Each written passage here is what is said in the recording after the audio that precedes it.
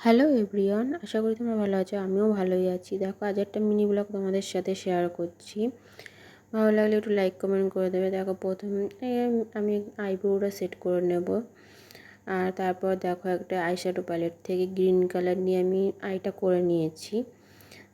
একটু তাড়াতাড়ি করছি, ভিডিওটা দেখানোর চেষ্টা করছি কারণ একটা মিনি ব্লগ করছি। তো দেখো, লাইনারটা পরে নিয়েছি একটা ল্যাকমির লাইনার দিয়ে। তারপর লিপস্টিকটা অ্যাপ্লাই করে নেবো। দেখো, হালকা একটা পিচ কালার, কেমন লাগছে বলো।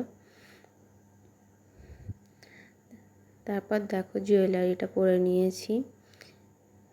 জুয়েলারি আর হালকা একটা ছোট্ট টিপ পরে নিয়েছি।